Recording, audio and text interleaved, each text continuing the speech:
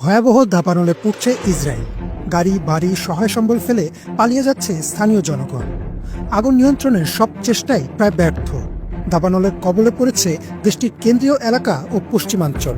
গ্রীষ্মের তীব্র তাপপ্রবাহ ও শক্তিশালী বাতাসের প্রভাবে দ্রুত ছড়িয়ে পড়ছে আগুন, ফলে ঝুঁকির মধ্যে পড়েছে বহু বসতবাড়ি।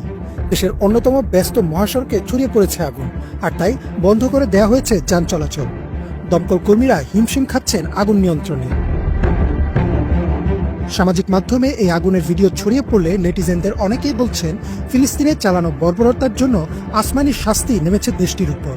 কেউ আবার এই ঘটনার সাথে পবিত্র কোরআনের একটি আয়াত জুড়ে দিচ্ছেন, যেখানে আল্লাহ বলেন, এমনই হয় আপনার প্রতিপালকের শাস্তি, যখন কোনো জনপদ জুলুম করতে থাকে তখন তিনি তাদের পাকড়াও করেন। নিশ্চয়ই তার পাকড়াও অত্যন্ত যন্ত্রণাদায়ক ও কঠিন।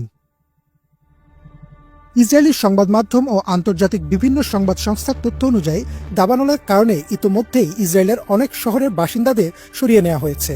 অল ইসরায়েল নিউজ এর প্রতিবেদনে জানানো হয়, বেইত শেমেশের আশেপাশের ঘনবসতিপূর্ণ এলাকাগুলোর কাছে আগুন পৌঁছে যাওয়ায় রুট 1 মহাসড়ক বন্ধ করে দেওয়ার প্রস্তুতি নেয় কর্তৃপক্ষ।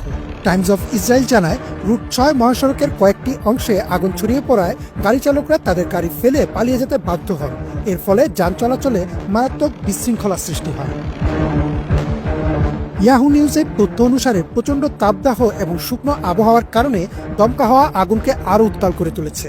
শুধু মধ্য ইসরায়েলি নয়, দক্ষিণাঞ্চলীয় এলাকাগুলোর দিকেও দাবানলের আতঙ্ক ছড়িয়ে পড়েছে। লাত্রুন অঞ্চলে আগুন ছড়িয়ে পড়ায় আশপাশের বাসিন্দাদের জরুরি ভিত্তিতে সরিয়ে নেওয়া হয়। কর্তৃপক্ষ জানায়, অন্তত 13টি টিম কাজ করছে আগুন নিয়ন্ত্রণে আনতে, কিন্তু আগুনের বিস্তার ও বেগের সাথে পেরে উঠছে না দমকল বাহিনী।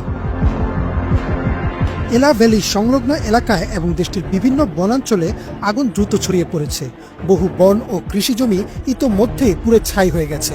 কর্তৃপক্ষ উদ্বেগ প্রকাশ করেছে যে যদি বৃষ্টিপাত না হয় কিংবা বাতাসের গতি না কমে, তাহলে পরিস্থিতি আরও ভয়াবহ হতে পারে।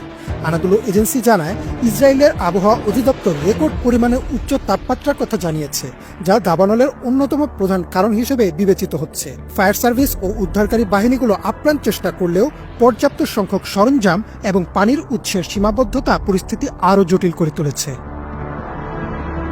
পরিস্থিতির ভয়াবহতা এতটাই যে দেশটির প্রধানমন্ত্রী বেঞ্জামিন নেতানিয়াহু দেশের জাতীয় নিরাপত্তা কাউন্সিলের সঙ্গে জরুরি বৈঠক করেছেন, যেখানে ভবিষ্যতে এমন দুর্যোগ মোকাবেলায় আরও আধুনিক সরঞ্জাম এবং আন্তর্জাতিক সহযোগিতা বাড়ানোর কথা বলা হয়। এই দাবানল শুধু কাঠামোগত ক্ষতি নয়, বরং দেশটির পরিবেশের জন্য মারাত্মক হুমকি।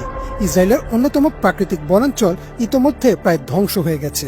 এছাড়াও বসতবাড়ি হারিয়ে উদ্বাস্তু হয়ে পড়েছে বহু মানুষ। ইমরান মাহমুদ, বাংলাভিশন।